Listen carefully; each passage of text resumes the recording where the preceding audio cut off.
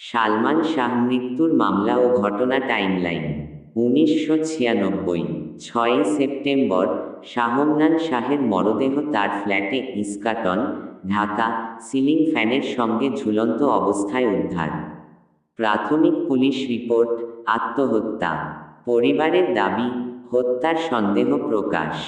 1997, পরিবার মামলা দায়ের করে, কিছু চলচ্চিত্র ও সামাজিক পরিচিত ব্যক্তিদের আসামি করা হয়। মামলা শুরু হয়, কিন্তু তদন্ত তৎকালীন পুলিশ দ্বারা সীমিত পর্যায় হয়। 2000, মামলা প্রাথমিক আদালতে চলতে থাকে, কিন্তু কার্যকরী প্রমাণের অভাবে অনেক সময় বিলম্ব হয়। 2010, সিআইডি ক্রিমিনাল ইনভেস্টিগেশন ডিপার্টমেন্ট পুনঃতদন্ত শুরু করে। তদন্ত রিপোর্টে উল্লেখ করা হয়, প্রাথমিক প্রমাণ অনুসারে আত্মহত্যা, কিন্তু পরিবার এই রিপোর্ট অস্বীকার করে।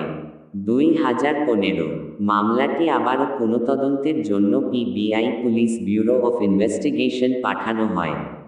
পিবিআই তদন্তে বলেছিল, এর থেকে বড়, প্রাথমিক প্রমাণ অনুসারে হত্যার চিহ্ন পাওয়া যায়নি।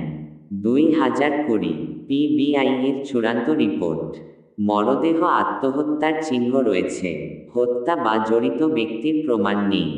পরিবার এখনও রিপোর্টের সঙ্গে বিতর্কিত।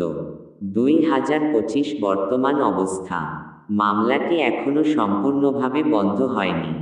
ভক্ত ও পরিবার মনে করে, সত্য এখনও অমীমাংসিত। শাহমনান শাহের মৃত্যু নিয়ে গল্প, চলচ্চিত্র ও সংবাদে বিতর্ক চলছে।